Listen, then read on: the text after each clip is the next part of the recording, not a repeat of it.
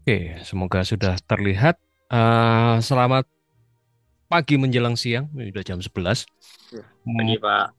Mohon maaf karena memang ada kegiatan yang harus saya pribadi lakukan di pagi hari, sehingga agak terpaksa hari ini di mata kuliah Perancangan Arsitektur 2 kita melaksanakannya agak siang dan seperti saya ungkap ke di WA Group bahwa eh, kuliah hari ini kita online karena memang hanya penjelasan tugas dan penjelasan materi yang akan kita jalani selama 1 semester ini di Perancangan Arsitektur 2. Idealnya memang dilaksanakan di kampus, di studio, terutama di studio arsitektur. Tapi ya karena masih minggu pertama dan keadaan kampus yang belum memungkinkan, kita melaksanakan secara online ini. Jadi di perancangan arsitektur 2 fokus utama adalah atau topik besar dari PA2 ini adalah bangunan sederhana. Kalau kalian tanyakan ke kakak tingkat memang ada perubahan. Kalau kakak tingkat kalian masih pada olah bentuk dan ruang sederhana, atau tahun kemarin saya dan Pak Fajri itu lebih fokus ke ruang personal. Dan berdasarkan evaluasi kurikulum yang dilakukan beberapa waktu yang lalu, memang kemudian ada perubahan bahwa PA2 fokus utamanya sudah bangunan sederhana. Itu kenapa RPS-nya kami rombak total. Kemudian juga kegiatan, kalau kalian tanyakan ke kakak tingkat, ah, jauh berbeda.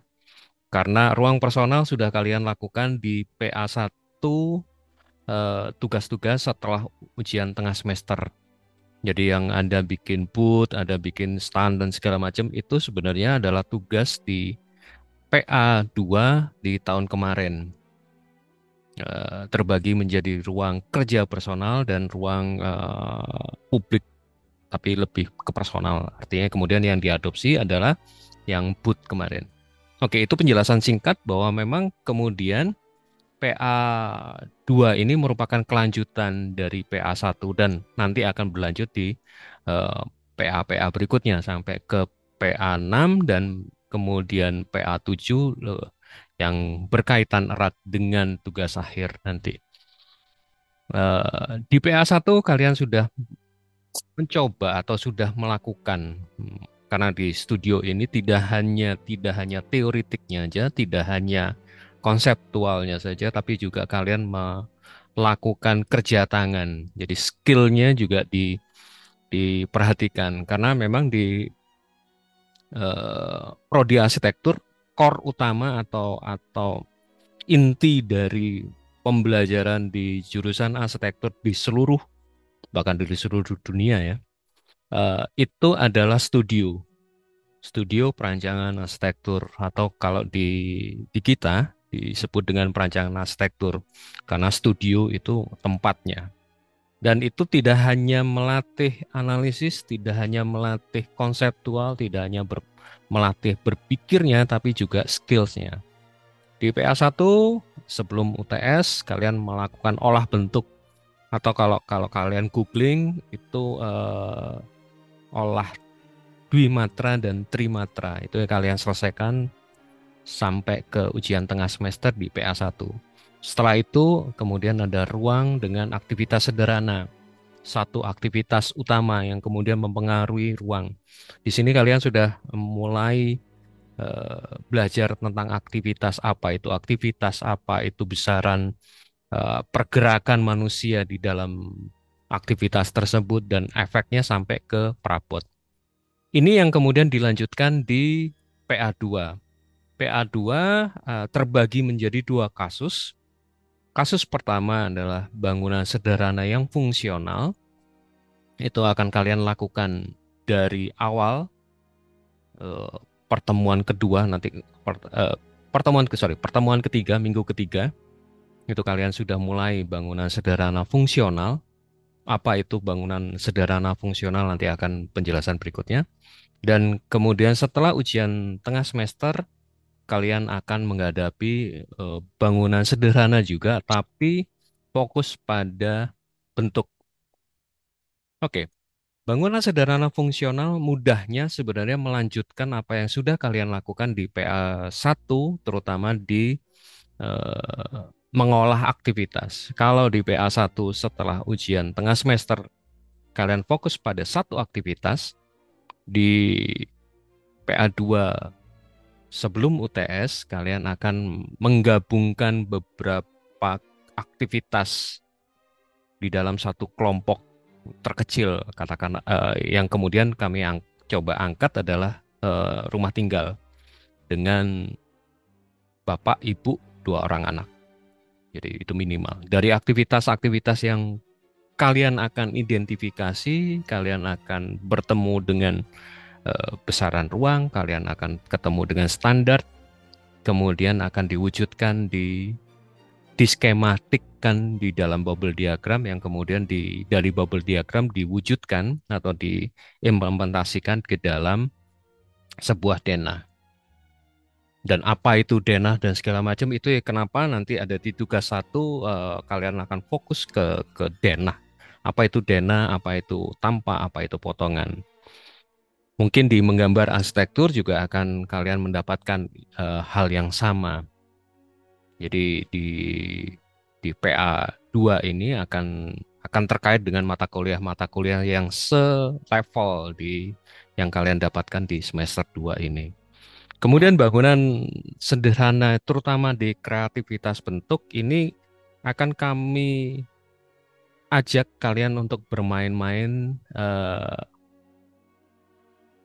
text to image atau ini yang kalau yang kalian lihat di layar ini adalah Bing Creator. Jadi punyanya Microsoft yang kemudian kerjasama dengan DALL-E. Jadi kemudian muncul Bing Image Creator. Jadi contohnya ini promnya tiny villa in tropical climate with attractive home. Kemudian dengan menggunakan Zaha Hadid style dan material organik. Kemudian prompt ini diklik, kemudian Bing ini kemudian meng-create sesuai dengan prompt yang ada. Dan hasilnya saya munculkan 3 ini. Sebenarnya ada 4, cuma 1 saya tidak pilih karena pertimbangan satu dan lain hal ya. Jadi saya memilih hanya 3 ini. Setiap prompt pasti muncul kemudian ada 4. Jadi itu setelah ujian tengah semester kalian akan menghadapi atau bermain-main dengan AI kaitannya dengan text to image. Apakah kemudian fokus ke sini? Enggak juga. Artinya kalian juga harus tetap menyelesaikan tahapan-tahapan fungsionalnya. Jadi dari tahapan fungsional kalian sudah paham seperti apa, kemudian baru bermain dengan bentuk-bentuk menggunakan AI ini. Itu secara garis besar ya, apa yang kalian akan hadapi. Jadi ada 2 tugas besar yang kalian akan selesaikan di 1 semester ini.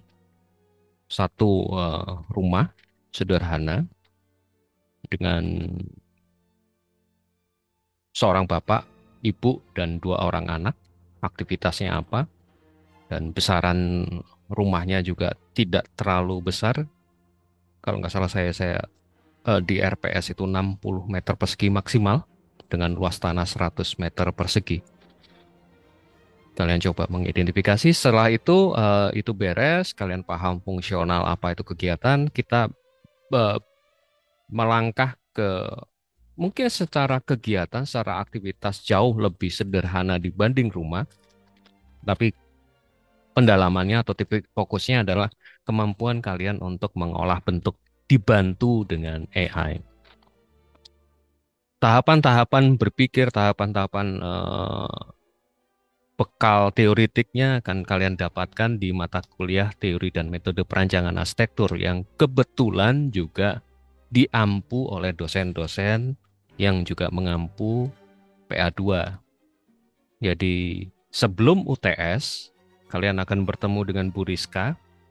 Memang fokus ke analisis fungsional Jadi hal-hal yang terkait dengan besaran ruang, terkait dengan bubble diagram itu akan dipandu atau didampingi oleh Bu Rizka yang kebetulan juga mengampu mata kuliah perancangan arsitektur 2 di kampus Indralaya. Kemudian setelah ujian tengah semester kalian akan mengolah bentuk atau bermain-bermain bentuk, kreativitas bentuk bersama dengan saya di teori dan metode perancangan arsitektur. Jadi kenapa mata kuliah TMPA ini terkait dengan atau sekarang judulnya teori dan metode perancangan bangunan berkait erat dengan PA2, kemudian materinya saling berhimpit karena memang kami, saya, Bu Rizka dan tim dosen PA2 juga melihat bahwa teori dan metode ini harus teraplikasikan langsung di dalam sebuah desain. Jadi tidak lepas. Ada mata kuliah lagi yang akan mendukung yaitu SK1 yang diampu oleh Pak Iwan. Kemudian ada menggambar arsitektur. Kalau nggak salah Pak Ardiansa dan Pak Desa. Jadi kalian akan dibantu banyak oleh mata kuliah pendamping. Jadi perspektifnya jangan melihat bahwa mata kuliah yang di luar PA, di luar studio itu tidak punya kaitan dengan studio. Kaitannya erat. Jadi bekal yang kalian dapatkan di mata kuliah itu akan sangat mendukung di mata kuliah perancangan arsitektur. Oke, itu penjelasan secara umum apa yang kalian hadapi, apakah kemudian kedudukan mata kuliah lain di luar perancangan arsitektur yang sangat support sebenarnya. Karena memang inti dari pendidikan arsitektur ya di studio, di perancangan arsitektur ini. Kita coba masuk lebih teknis lagi. Kalian akan diminta untuk membawa setiap saat ada mata kuliah atau ada pertemuan studio seberkas kertas A2. Kenapa A2? Terkait dengan apa yang akan kalian lakukan, Dena, tanpa potongan akan digambar di situ, proses proses perancangan semua di situ. Jadi ukurannya kenapa Pak A2 bukan A3? Ini kaitannya juga dengan apa yang akan diproduksi di lembar ini. Itu yang kemudian dikenal dengan logbook kertas A2, dijilid ring. Kenapa ring? Karena bisa dilepas dan ditambahkan. Jadi setiap menghadap kami sebagai dosen, itu kalian akan membawa berkas ini. Jadi tidak berupa lembaran, tapi berupa bendelan. Karena ketika proses pasti ada cross check ke belakang. Umpamanya kalian sudah menggambar Dena, tapi ada hal-hal yang perlu didiskusikan, kita akan kembali ke belakang. Kita akan melihat bagaimana analisis besaran ruang, bagaimana hubungan ruangnya dan segala macam. Itu alasan kenapa kalian harus tetap membawa logbook ini bukan berbentuk kertas, lembaran kertas, tapi berupa jilidan. Pak, kan besar, iya, itu resikonya. Dan kertas A2 ini bukan setelah PA2 sisanya akan tidak digunakan.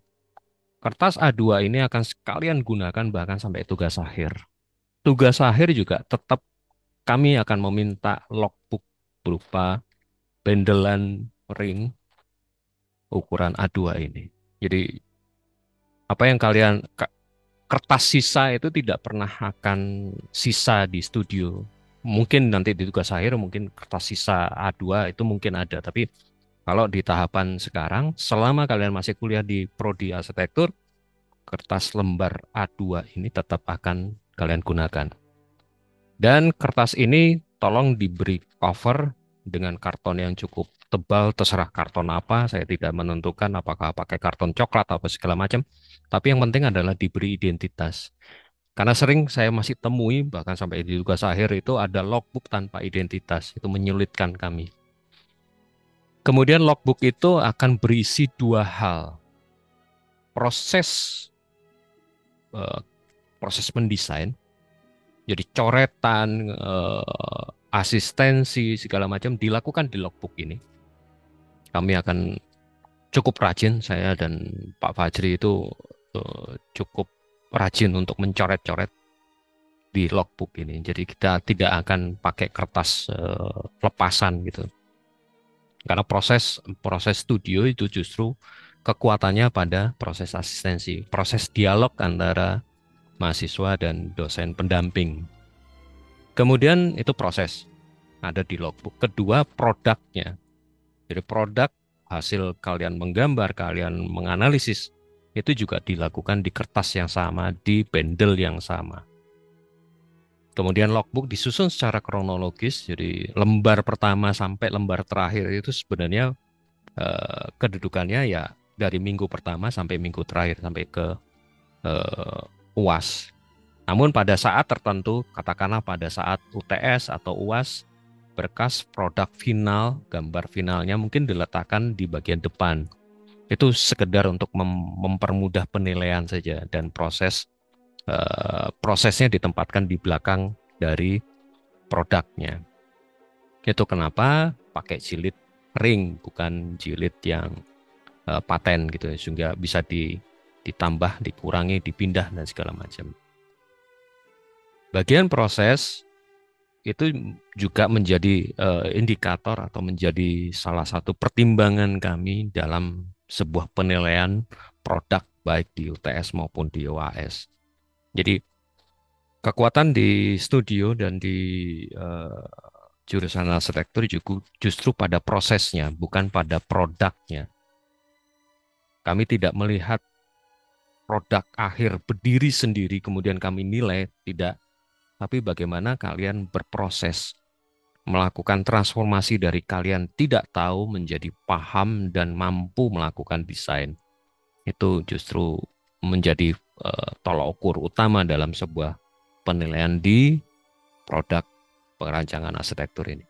Ini secara umum yang harus kalian bawa terus-menerus dan ketika ada mata kuliah perancangan arsitektur. Kemudian kita masuk ke tugas pertama. Kalau kalian perhatikan di RPS yang saya share kemarin, tugas pertama memang sekedar mencontoh apa yang ada di gambar ini. Kalian akan menggambar denah, menggambar tampak, menggambar potongan. Memang tampak dan potongan hanya satu. Oke, sebagai sebuah proses pembelajaran tidak masalah. Satu ini. Kemudian denah visual itu juga melatih kalian untuk bagaimana sih pola lantai, bagaimana sih menggambar perabot ketika ada lantai dan segala macam. Jadi kalian benar-benar hanya menyontoh gambar ini. Kopnya tidak perlu. Jadi hanya gambarnya saja. Gambarnya saja. Dan dilakukan di kertas A2 itu. Saya rasa cukup. Semoga cukup. Ini skalanya juga skala yang sebenarnya agak aneh. Skala 130, 130. Tapi oke lah. Umumnya pakai 101/100. Tapi sekedar kenapa tahapan ini perlu dilakukan sebagai tugas pertama? Ini untuk memperkenalkan kalian yang disebut denah itu apa sih? Kemudian bagaimana menggambar denah? Bagaimana notasi pintu? Bagaimana notasi jendela? Kemudian ketika denah itu ada perabot, bagaimana menyusunnya? Dan bagaimana notasinya? Itu yang penting. Itu yang proses tahapan pertama ini menurut saya cukup penting karena produk di UTS dan di UAS kalian akan menggambar denah tampak potongan plus perspektif. Jadi bukan denah visualisasi ini tapi perspektif. Tampaknya juga bukan satu tapi tampak dua. Tampaknya dua. Tampak depan dan tampak samping. Potongannya juga gitu. Potongan AA, potongan melintang dan potongan vertikal. Jadi itu tidak hanya potongan AA yang ini, tapi juga ada potongan yang seperti ini. Ini harusnya ada potongan BB, tapi di contoh ini tidak ada. Itu notasi-notasi yang kalian akan coba pelajari. Contoh aja, nanti kita akan diskusi lebih lanjut, lengkap dengan penjelasannya, ada legendanya dan segala macam. Itu tugas pertama. Tugas kedua terkait dengan bangunan sederhana. Kita sudah mulai merancang sebuah bangunan sederhana. Dalam hal ini adalah rumah tinggal dengan penghuni 4 orang, bapak, ibu, 2 anak. Sebelum itu, makanya tugas 2 ini ada 2 tahapan, 2A dan 2B. Kalian di tugas 2A diminta mencari 3 buah rumah yang gambarnya lengkap. Ada denah, tampak, potongan, dan perspektif. Sebuah rumah tinggal dengan luasan 45-100 meter persegi, luasan tanah antara 100-200 meter persegi. Tidak perlu digambar lagi, tinggal kalian print, kemudian kalian tempel. Tujuannya apa? Dari studi preseden, ini disebut dengan studi preseden. Studi preseden adalah studi tentang apa yang sudah dilakukan orang di masa lalu terkait dengan fungsi tertentu, terkait dengan apa yang kalian pelajari. Di kasus ini kalian akan belajar tentang bagaimana sih kebutuhan ruangnya, kalau jumlah atau dengan aktivitas tertentu, kemudian besaran ruang, sehingga sampai pada organisasi ruangnya. Ya, prosesnya adalah kalian mencari denah, tampak potongan, perspektif, kemudian di print out, ditempel aja, asal bisa terbaca ukuran dan keterangannya. Kemudian kalian akan mengidentifikasi fasilitas dari masing-masing rumah. Kalian coba bandingkan. Apa sih fasilitas-fasilitasnya? Apa ruang-ruangnya? Kemudian berapa sih besaran ruang masing-masing fasilitas atau ruang tersebut? Buat tabel di tiap rumah. Kemudian perkiraan jumlah pengguna dari masing-masing rumah dilengkapi dengan argumennya. Kira-kira kalau ada 3 kamar atau 4 kamar, berapa sih jumlah penghuninya? Keterangan-keterangan ini atau identifikasi ini diperlukan untuk kalian melihat bagaimana kemudian desain rumah tersebut menata organisasi ruangnya, menata hubungan antar ruangnya, kemudian sirkulasinya. Tugas-tugas ini kalian lakukan di lembar atau di logbook di A2 tersebut. Kemudian studi preseden ini akan kami nilai atau indikator penilaiannya adalah kelengkapan, kejelasan identifikasi, dan ketepatan analisis. Itu kenapa perlu asistensi dan segala macam. Tugas 2A. Kemudian dari identifikasi tersebut, dari analisis tersebut, kalian coba menyusun sendiri rumusan masalah dari rumah atau dari bangunan sederhana yang kalian coba rancang. Dengan dasar analisis dan studi preseden di tugas 2A, kalian akan menentukan tujuan dan masalah rancang dari sebuah rumah tinggal. Contoh, ada 2 pemahaman. Kalian yang mengutamakan tujuannya, baru masalahnya. Contohnya ini, tujuan perancangan rumah tinggal adalah target capaian dari desain. Jadi tujuannya dulu ditetapkan, kemudian ada masalah. Contohnya, rumah tinggal tropis sebagai sebuah tujuan. Permasalahan desainnya apa? Mengatasi masalah tampias hujan. Karena tropis kita ketahui bersama ada 2 musim, musim penghujan dan musim kemarau. Kemudian efek dari hujan, curah hujan adalah bagaimana hujan tersebut tidak sampai masuk ke ruang atau yang disebut dengan tampias itu. Kemudian saluran pembuangan air hujan. Lalu namanya di tropis, kita menikmati sinar matahari selama kurang lebih 12 jam. Kemudian bagaimana memaksimalkan pencahayaan alami di tiap-tiap ruang. Sehingga kaitannya juga dengan pencahayaan, bagaimana dengan bukaan ruangan dan segala macam. Ini kalau mengutamakan tujuan perancangan. Atau mengutamakan masalah. Masalah perancangan ada ditempatkan di awal sebagai panduan proses merancang. Dan tujuan adalah usulan dari penyelesaian masalah yang di depan. Contohnya, masalah perancangan bagaimana merancang sebuah rumah yang efisien penggunaan energi dengan memanfaatkan penggawaan dan pencahayaan dan penggawaan alami. Mungkin agak mirip, nah, tapi ketika diulik lebih lanjut, tujuannya akan sangat beda.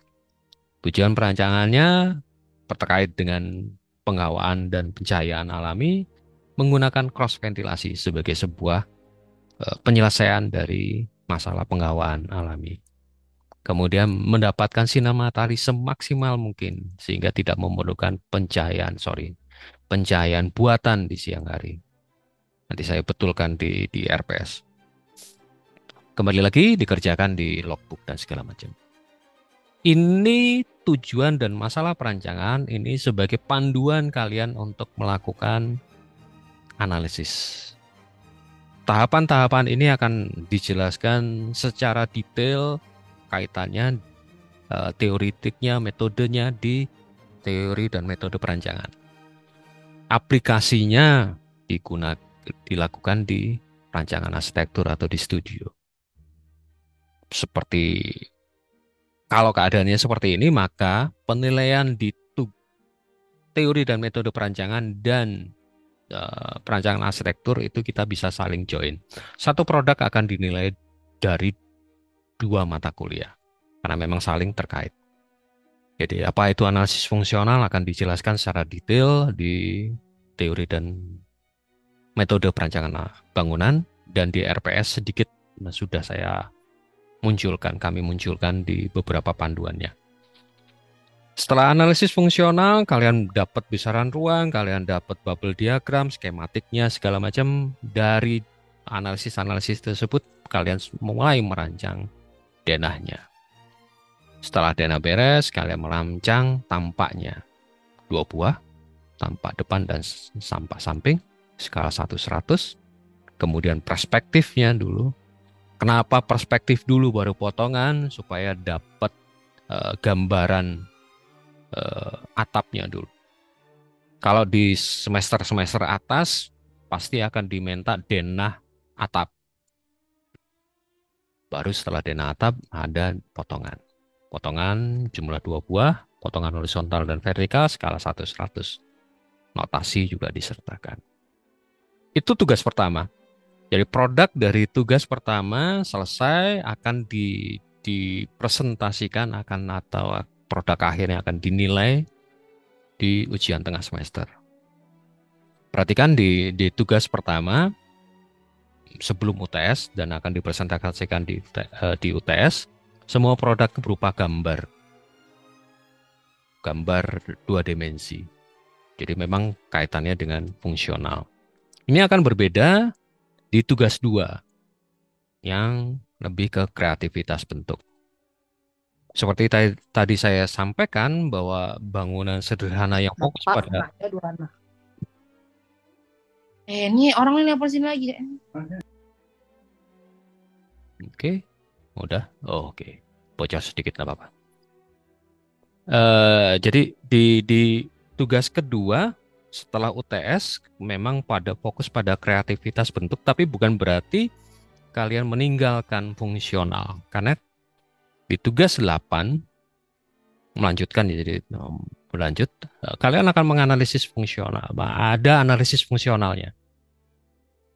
Diminta merancang villa, meskipun villa dengan kapasitas 2 orang, fasilitasnya luxury, dan tapaknya nanti kita bisa diskusi di masing-masing dosen, apakah di pegunungan, apakah di pantai, atau di tebing, atau segala macam, kita bisa diskusikan lebih lanjut.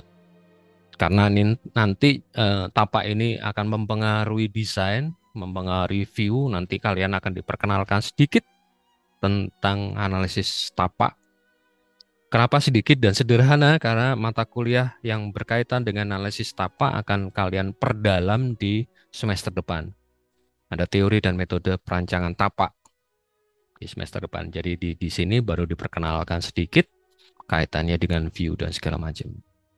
Nah, baru setelah itu beres, dapat bubble diagramnya juga, skematik dari hubungan ruang dan segala macam. baru kalian mengolah bentuknya. Itu kalian tutup dulu analisisnya, kita coba mengolah bentuk dengan bantuan macam-macam sekarang sih. Ada Bing Creator, ada Midjourney, ada DALL-E, dan segala macam. Saya sampai nggak hafal.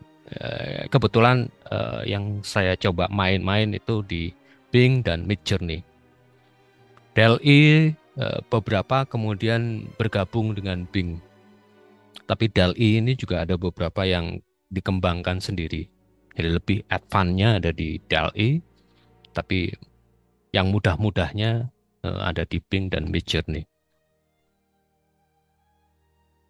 Di sini kekuatannya justru bukan pada bagaimana kalian berimajinasi secara tiga dimensional, tapi kalian akan berimajinasi secara teks narasinya.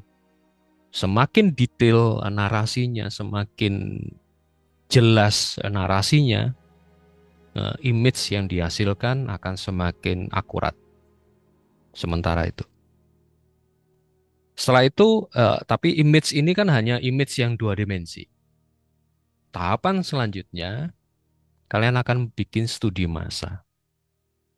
Dari image ini, coba kalian transformasikan secara bentuk tiga dimensi yang bisa kalian pegang dan kalian mainkan.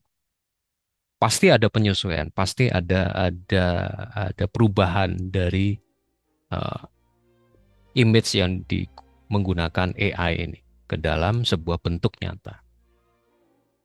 Itu beres, studi massa beres, kalian sudah punya besaran ruang dan segala macam, besaran ruang itu masuk ke dalam studi massa yang terwujud dalam dana tanpa potongan. Oke, itu beres, image-nya jadi, desainnya jadi, kalian bikin market. Kalau tadi studi massa ini pakai material yang mudah dibentuk, material yang gampang dan murah, pakai kertas bekas, pakai kawat, pakai tusuk gigi atau apa pakai tusuk sate terserah. Yang mudah, bahkan pakai pelatisin atau malam yang biasa digunakan untuk anak-anak TK dipersilahkan. Kenapa? Ini untuk memunculkan image yang sebenarnya. Nah, kalau transformasi bentuk kan hanya image yang dua dimensi. Ya, image ini tiga dimensi, tapi kalian tidak bisa pegang, kalian tidak bisa merasakan besaran ruang dan segala macam, tidak bisa merasakan proporsinya terhadap tubuh manusia dan segala macam. Jadi itu gunanya studi massa. Setelah itu diwujudkan, ada kalian punya besaran ruang, masukkan besaran ruang itu ke dalam studi massa, jadi dana tanpa potongan, itu beres semua, bikin market dan sedikit portfolio. Portfolio ini juga akan dinilai di teori dan metode perancangan. Jadi saling terkait. Itu gambaran besarnya apa yang kalian hadapi selama satu semester ini. Jadi mungkin kalian akan menarik nafas panjang karena memang itu yang kalian akan hadapi selama satu semester dan kebayang puyengnya. Saya sengaja seperti biasa saya ungkap semua kesulitan-kesulitan yang akan kalian hadapi, tantangan-tantangan yang kalian hadapi. Supaya kalian paham langkah kalian seperti apa, bisa ngatur nafas juga dengan mata kuliah yang lain. Mungkin sementara itu. Pak Fajri, mungkin ada hal yang ditambahkan? Monggo, Pak. Terima kasih Pak Jo. Mungkin penjelasan dari Pak Jo udah cukup padat dan cukup lengkap ya. Jadi ada poin-poin yang memang harus dipersiapkan sebelum perkuliahan tatap muka dimulai. Notebook yang memang sudah harus dipersiapkan mulai hari ini, menyiapkan barang-barangnya, kemudian menjilidnya, sehingga nanti tugas pertama itu bisa dikerjakan di minggu depan ya. Jadi tugas satu itu dikerjakan di minggu depan, kalian menggambar ulang saja dari gambar yang sudah ada, tetapi memang pada prosesnya mungkin ada hal-hal yang memang perlu kita diskusikan lebih lanjut, seperti skala gambarnya, kemudian output gambarnya apakah harus sama persis dengan contoh yang ada dan seterusnya.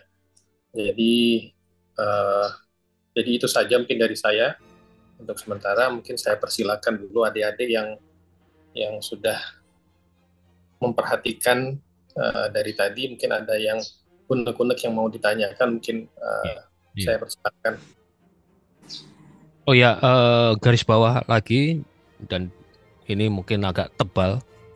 Meskipun kita pakai bantuan AI di beberapa titik, tapi semua apa yang kalian lakukan di logbook itu sepenuhnya manual. Jadi seperti tadi menggambar kembali itu bukan pakai SketchUp atau bukan pakai CAD. Meskipun saya tahu ada beberapa dari kalian sudah mulai bisa, tapi tolong benar, sementara tinggalkan dulu yang berbau digital, kalian pakai manual dan menggambarnya ya manual, tekniknya tinta. Sementara itu. Nanti ada alasannya kenapa kami minta, terutama saya pribadi, untuk di tahun pertama ini kalian manual, itu ada alasannya. Nanti kita sambil diskusi. Oke. Ada pertanyaan? Silakan. Itu kenapa semalam saya share supaya kalian paham atau bisa ada hal-hal yang mau ditanyakan. Silakan.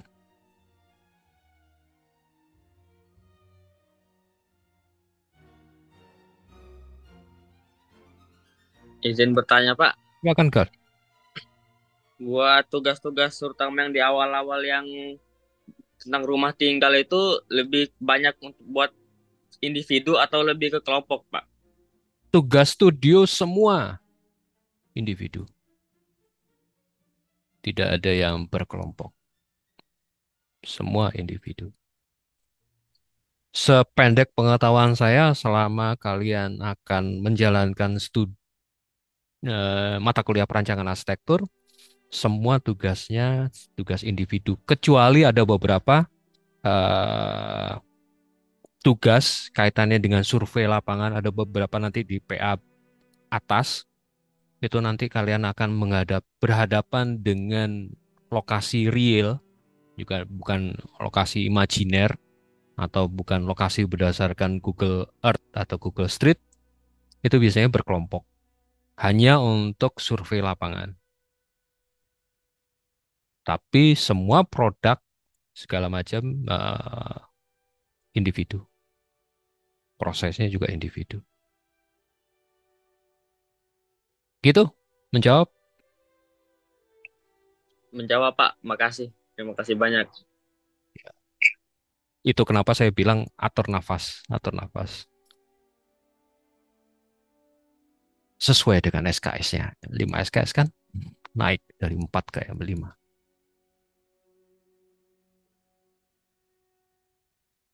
Ada pertanyaan? Silakan, Ehsan.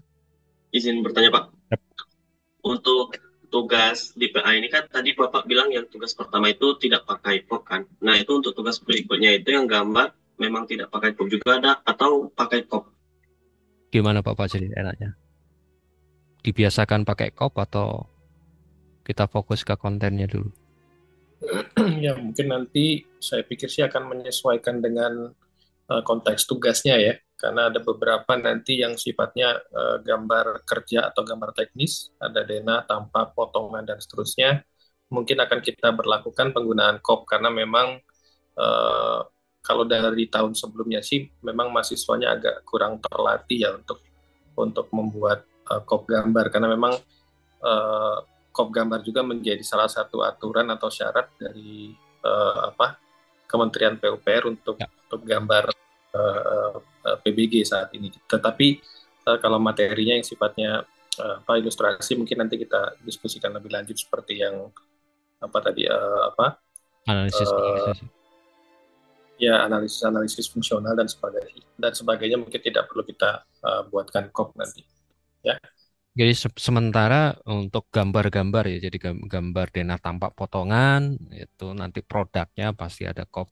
COP-nya bagaimana kita akan sesuaikan, dan kita akan diskusikan juga dengan tim dosen di kampus Indralaya supaya ada kesamaan. Begitu. Terima kasih masukannya dan itunya. Jadi tidak Baik, terima semua kasih Pak. akan pakai kop ya, akan lucu juga. Oh, analisis juga pakai kop itu ya. Ya minimal sependek pemahaman saya sih memang yang ada gambar-gambarnya. Begitu. Ada lagi? Oke, karena tidak bisa. Oke, mengerjakan studio memakan waktu 15. Nah, ini permasalahannya. Permasalahannya memang kam- kondisi kampus Palembang ya, memang sedang renovasi. Eh, hemat saya sih memang tidak hanya berhenti pada studio saja. Efektivitas kita lihat kondisi studio, tapi selama kampus itu masih renov dan kita belum bisa mengerjakan secara maksimal, beberapa tugas bisa kerjakan di rumah atau di tempat lain terserah. Jam studio atau di hari Selasa ini kita fokus pada diskusi dan asistensi. Begitu, Catherine. Begitu Pak Fajri ya, kurang lebih. Setuju, Pak. Sebagai ilustrasi aja, sharing aja. Ketika studio kita jalan dan fasilitasnya mumpuni, baik kampus Indralaya maupun kampus Palembang, ini mumpuni, saya bilang mumpuni karena memang jumlah mahasiswanya tidak sebanyak sekarang. Itu memang logbook tidak boleh dibawa pulang. Ini gambaran aja. Kakak-kakak tingkat kalian itu pernah mengalami. Logbook itu memang harus dikumpulkan kembali. Dan hal itu sama juga sampai di tugas akhir juga seperti itu. Logbook harus dikembalikan, nanti juga akan checkpoint seperti itu. Tapi karena kondisi sekarang masih renov, sehingga semoga setelah renovasi ini kalian mendapatkan fasilitas yang jauh lebih baik dan sehingga studio itu nyaman untuk bekerja. Kita akan diskusikan lebih lanjut. Tapi sementara ini ya bisa kalian kerjakan dimanapun, di kos kayak di rumah kayak segala macam. Tapi kemudian kita jam studio kita lebih banyak berdiskusi.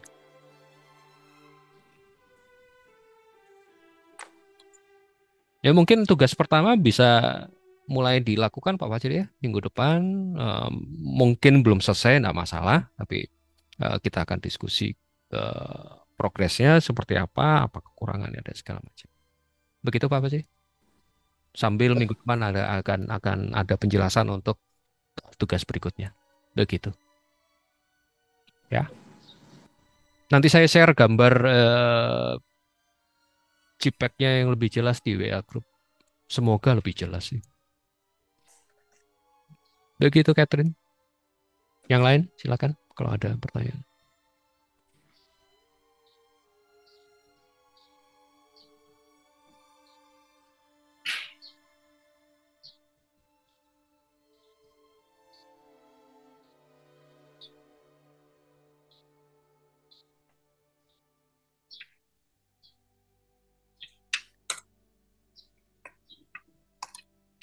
Oh ya, tentang bobotnya silakan kalian lihat di RPS ya. Sengaja tadi tidak tampilkan di layar penjelasannya.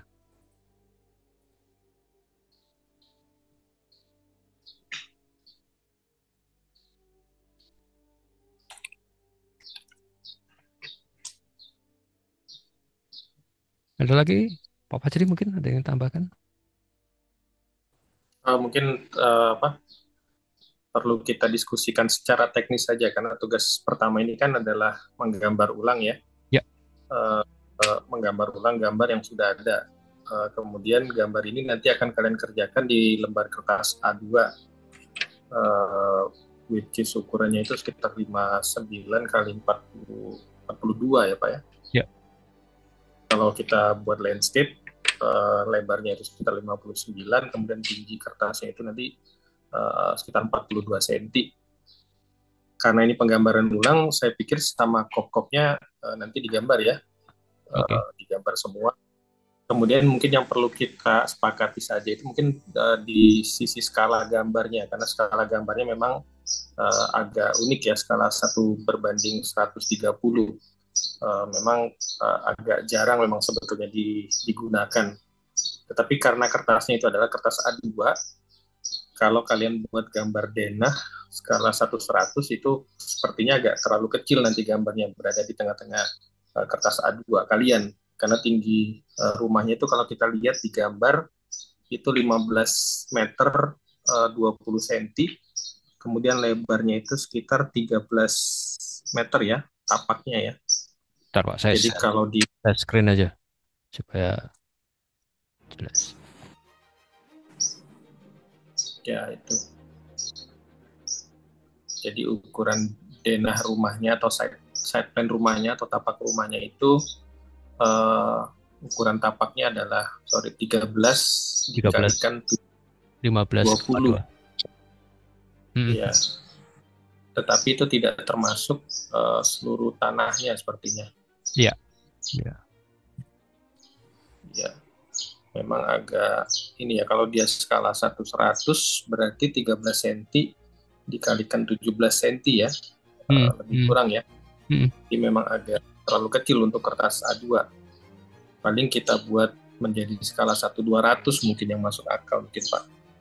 Jadi kalau skala 150 ya. 50. Kalau dia 150 berarti ukurannya itu sekitar 26 kali 34 cm. Itu mau di satu kertas A2 satu gambar atau di satu lembar itu ada beberapa macam gambar, Pak? Tanya, Pak.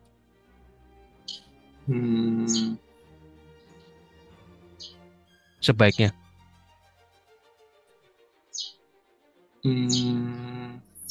Jadi ada denah, ada tampak, ada potongan di satu lembar gitu, Pak.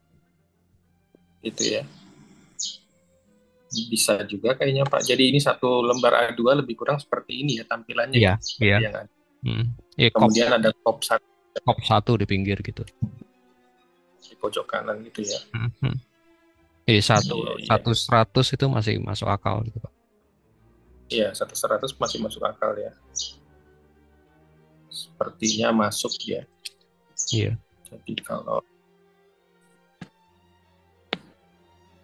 Jadi sorry saya coret-coret dikit, Pak ya. Jadi kertas A2 berarti kop ini enggak. Kop ini enggak ada. Sementara kop ini nanti akan pindah ke kanan. Dan jadi jauh lebih tinggi ya. Iya.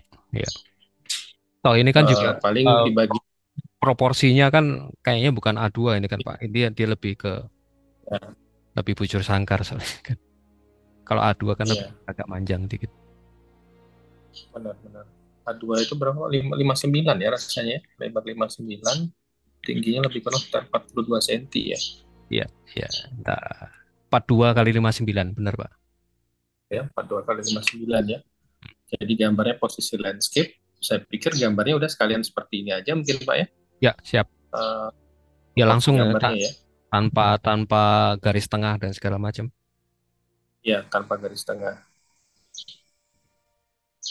Jadi ada denah, kemudian ada denah visualisasi, kemudian ada tampak muka dan ada potongan AA ya. Ya, satu potongan.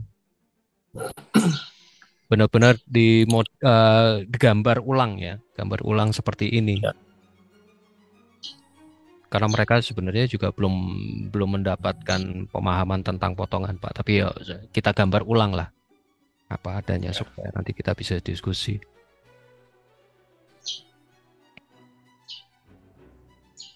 Gitu ya. Mungkin ya. Izin bertanya, Pak. Ya, silakan. Bisa. Berarti di satu halaman kertas A2 itu untuk 4 gambar ini ya, Pak? Yap. Betul. Oke, baik, Pak. Izin bertanya, Pak. Yap. Untuk ukuran cupnya harus presisi atau pakai perasaan saja, Pak? Itu nanti kita akan berikan isinya cup itu apa aja gitu kan. Nanti ada formatnya, Pak.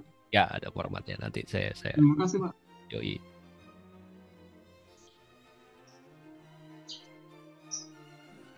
Itu Pak Fajri. Ada lagi Pak Fajri.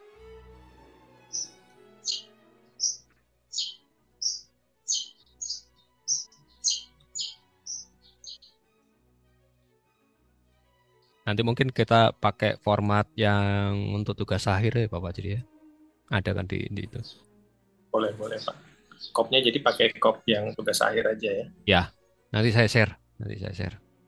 Saya share di WA grup lah supaya gampang. Supaya terbaca. Supaya kalian juga terbiasa bikin kop.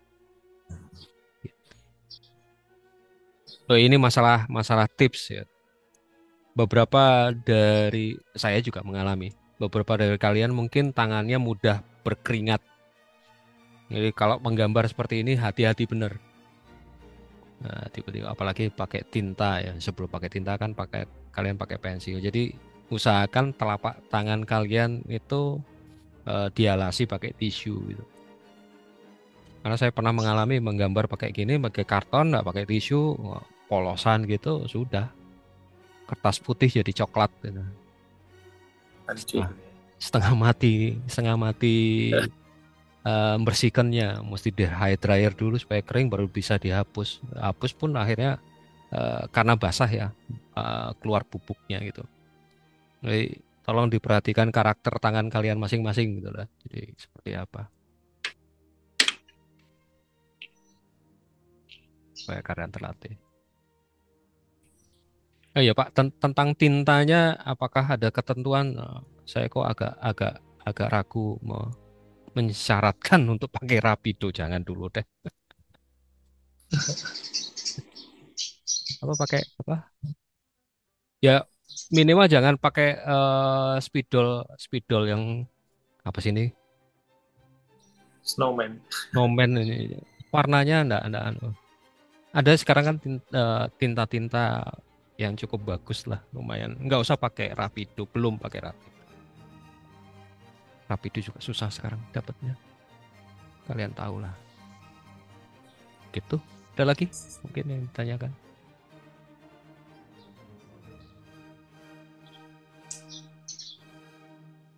Mungkin sebagai contoh aja mungkin bisa mulai pakai pena yang ada ukurannya lah nanti ya. Ya. Seperti ini ada 01, ada 08.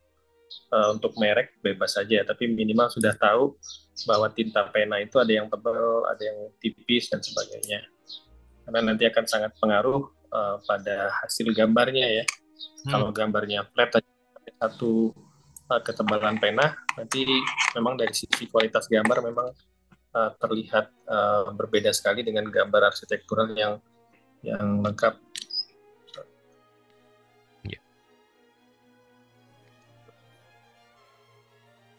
Oke, karena memang kalau standar ya, ini standar PU, nanti saya share juga, itu sudah diminta untuk ada perbedaan ketebalan gitu. Nih, makanya standar PU biasanya juga denah, nah denah kan pakai 100 dan segala macam.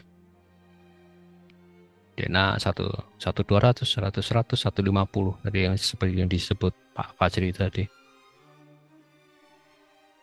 Ada ketebalan.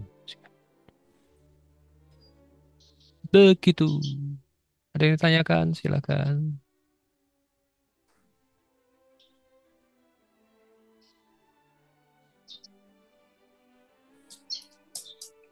Notasi segala macam pokoknya. Ini saya share berkas ini di WA Group. Semoga kalian gak puyeng, WA grupnya penuh dengan file.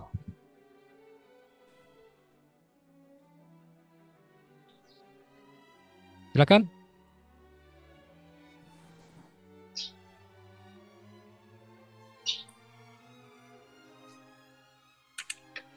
Ya sedikit bocoran ya. Mungkin kalian sudah pernah ketemu saya di mata kuliah pengantar di semester kemarin.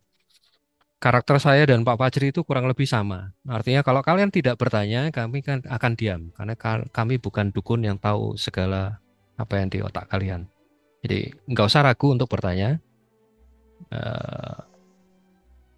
saya tidak sungkan untuk berbagi.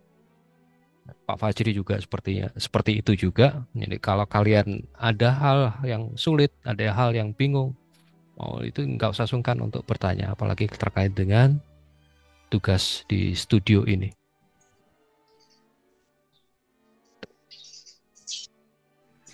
Izin tanya, Pak. Silakan. Tadi untuk Dena kan ada satu yang ada warna itu, Pak. Di tugas nanti dikasih warna juga, Pak ya? Yap. Yap. Oke, Jadi Pak. benar-benar Makasih, Pak. benar-benar mencontoh. Perkara warnanya, tone-nya mau diganti, ini kan tone earth gitu. Tone bumi, coklat dan segala macam. Kalian ingin menyesuaikan silakan. Kenapa ini perlu? Karena yang kalian lihat perbedaannya di denah ini kan tanpa perabot. Kalau yang ada visualisasinya ada perabotnya. Ini penting supaya kalian bisa melihat bahwa susunan perabot itu sangat mempengaruhi luasan sebuah ruangan. Mau susunan, katakanlah saya sedikit besarkan sedikit.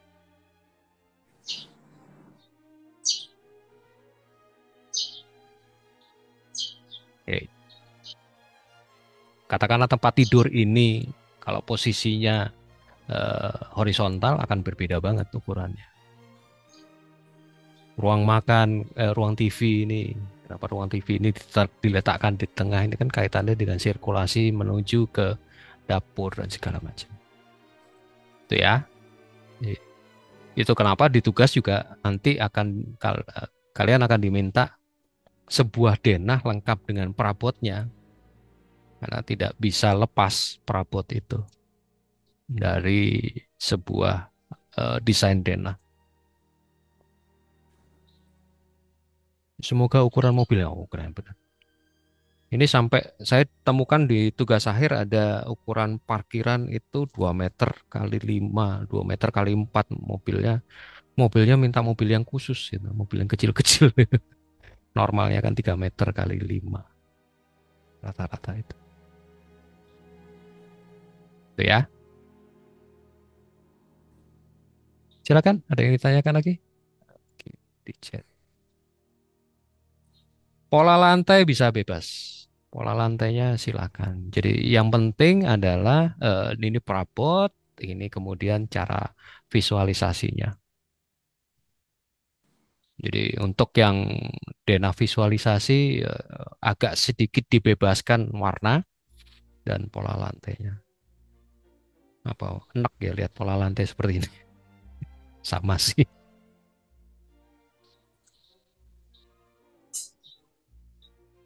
Pak, izin bertanya, Pak. Silakan Tegar.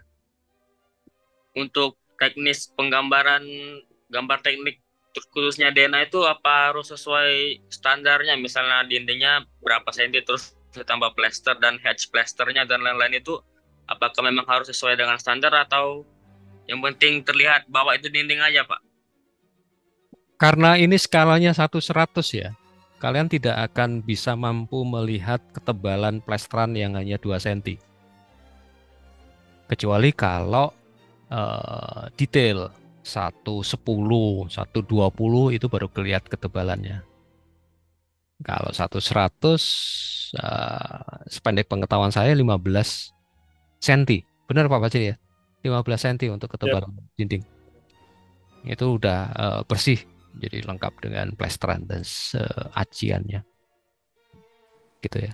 Ya, dan mungkin perlu diingat bahwa 15 cm itu kalau di dalam gambar skala 1/100 tebalnya itu kan hanya 0,15 ya, jadi ya 0,15 jadi 0,15 cm ya, 1,5 mm Pak ya. 1,5. Jadi memang kalau yang 2 cm tadi tebalnya jadi 0,2 mili ya. Iya, benar. Jadi sangat tipis sekali, nggak akan kelihatan. Makanya dari situ kita perlu menggunakan seperti contoh gambar ini, memang dindingnya itu kelihatan lebih tebal ya, penanya ya. Jadi itu bisa digunakan sebagai trik bahwa bagian yang terpotong itu memiliki garis-garis lain yang ada ketebalan materialnya gitu, sehingga dia terlihat lebih tebal atau terpotong gitu dindingnya. Jadi memang skala gambar akan sangat mempengaruhi sekali tingkat detail yang perlu ditampilkan di dalam gambar tersebut. Mungkin begitu ya. Begitu. Terima kasih Pak.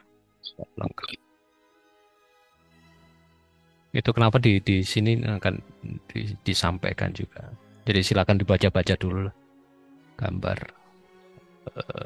yang standar PUPR. Oke. Ya skalanya karena ini memang gambar prarancangan, judulnya gambar prarancangan. Nanti kalian di PA4 kalau nggak salah akan bertemu dengan detail engineering drawing, ya. Gambar detail seperti tadi. Ada plesteran, ada acian, tebal batu bata dan segala macam. Itu akan terlihat di situ di DED. Karena skalanya 110, 120, paling besar 120. Sorry, paling besar 15 beberapa.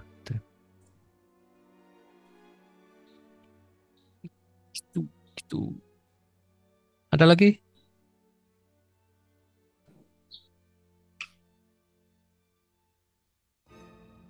Stop share deh, biar kelihatan semua.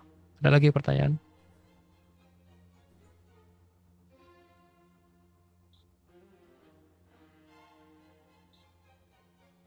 Kalau nggak bisa bersuara atau on cam ya silakan manfaatkan chat, nggak apa-apa. Kalau ada pertanyaan, puas-puaskan dulu kalian bertanya di pertemuan ini, karena setelah ini kita akan gaspol.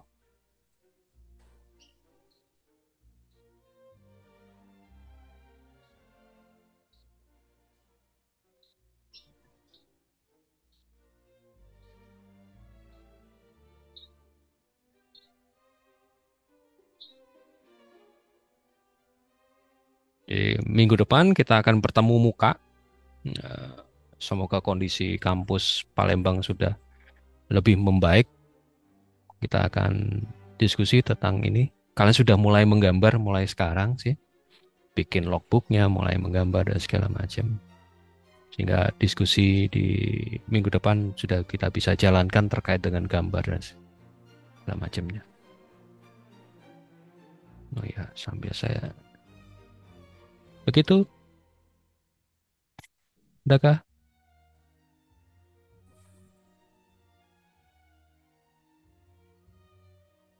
Pak Wajri ada tambahan lagi?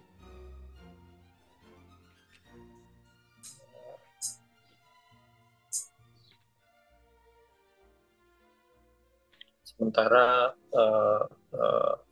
belum mungkin Pak.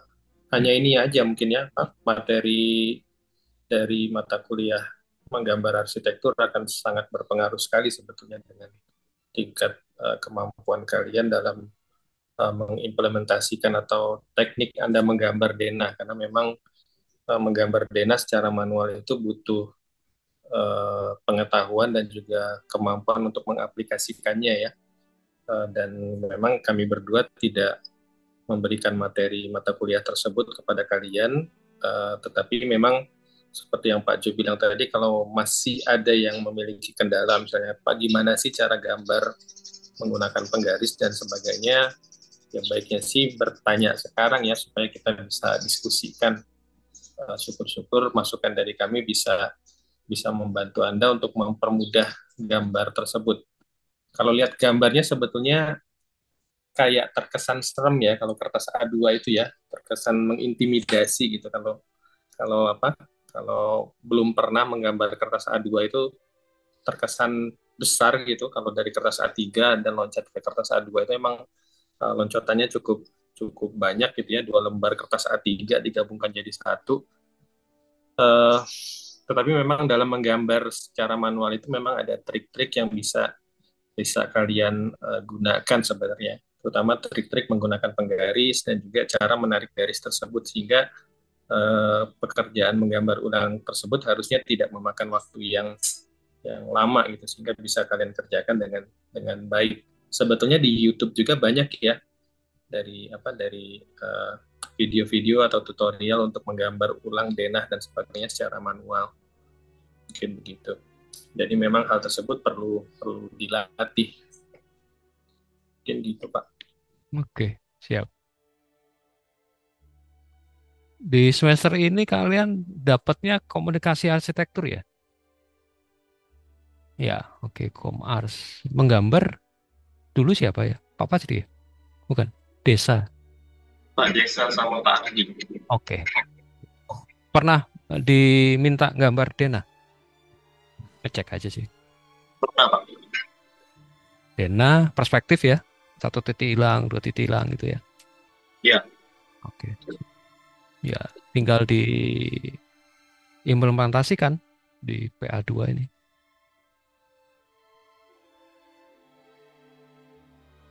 Semester ini Komars, Pak Desa sama Pak Usnul ya? Oke, sip.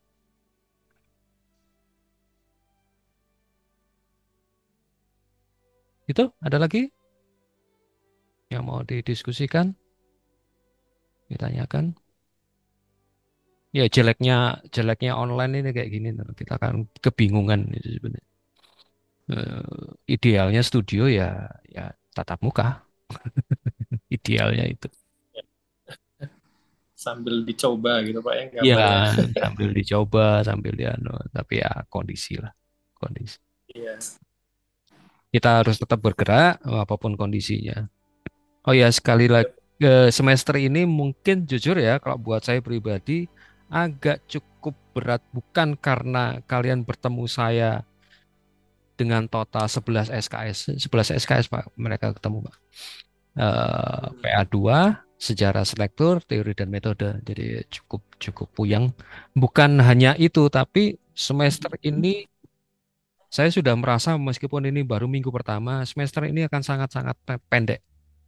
Karena akan dipotong awal puasa, dipotong beberapa hari libur. Yang paling dekat sudah Isra Mi'raj dan Sinsia di awal Februari. Minggu berikutnya kepotong meskipun tidak tepat di hari di hari Selasa, tapi pengaruhnya besar. Kepotong pemilu, setelah itu ada awal puasa, setelah itu Lebaran. Nah, yang paling berat adalah Lebaran. Itu yang ketika saya menyusun jadwal kemarin hanya ada beberapa minggu yang berimpit ada di satu tanggal yang besoknya Lebaran, itu nggak mungkin akan ketemuan, nggak mungkin akan itu, pasti selama 1 minggu itu akan kosong. Catatan ini perlu saya sampaikan supaya kalian juga aware terhadap jadwal kuliah. Jadi kuliah semester ini cukup amat pendek buat saya pribadi, dengan 16 kali pertemuan dengan segala macam libur, itu buat saya akan sangat pendek, dan saya harap juga kalian aware, perhatian terhadap tanggal-tanggal itu. Artinya jangan kemudian jadi alasan Pak kan ini libur. Nah, produk tetap jalan meskipun tidak dilakukan penilaian, tidak dilakukan diskusi di hari itu, tapi konsekuensinya atau efeknya pada minggu berikutnya ketika kita sudah mulai aktif lagi kuliah gitu. Dan ujungnya ya pada UAS. UAS kita akan dilakukan setelah Lebaran. Itu kalau buat saya itu berat. Buat saya pribadi berat. Secara materi, secara ya hal-hal lain mungkin saya tidak terlalu terpengaruh. Tapi ketika menilai tugas yang kalian kumpulkan itu akan terasa sekali. Lebih baik ke UAS seminggu sebelum Lebaran itu jauh lebih enak kalau buat saya. Tapi 2 minggu setelah Lebaran baru UAS, ya mules saya. Nilai produk kalian akan sangat terpengaruh. Jadi perhatikan benar. Apakah kalian mau mengejar sebelum Lebaran, atau ketika Lebaran kalian menyempatkan waktu untuk nugas, ya terserah. Kalian sendiri yang bisa ngatur. Tuh, hati-hati, benar. A warning yang cukup tebal yang saya akan disampaikan di awal minggu ini terkait dengan tugas studio dan segala macam. Begitu? Oke, sudah ada azan, ada tambahan? Kalau nggak ada ya kita tutup. Nanti perkara kop nanti segera akan saya share. Saya coba cari bongkar-bongkar dulu berkasnya. Ada tambahan Pak Fajri? Mungkin Pak. Oke, cukup. Terima kasih. Jangan lupa untuk tag kehadiran. Dan minggu depan kita akan bertemu tatap muka di kampus Palembang. Dan kita mulai janjiannya 8:30 Pak ya. Jam 8 itu kalian pasti belum pada datang gitu. Saya yakin. Nanti baru cukup. Pak ketiduran. Semalam ngemabar. Alah. Penyakit. Kita 8:30 aja ya, titik tengah. Nggak terlalu siang, nggak terlalu pagi juga. 8:30 kita, apapun yang terjadi kita akan mulai. Dan kita akan gas di PA. Terima kasih sudah mengikuti. Sampai jumpa minggu depan. Segala macam. Oh ya, WA group silakan kalian gunakan kalau ada hal-hal yang perlu ditanyakan. Nggak usah ragu ketika proses mengerjakan dan segala macam. Ya, oke. Thank you. Sampai jumpa minggu depan. Terima kasih banyak Pak. Sama-sama. Terima kasih, Pak.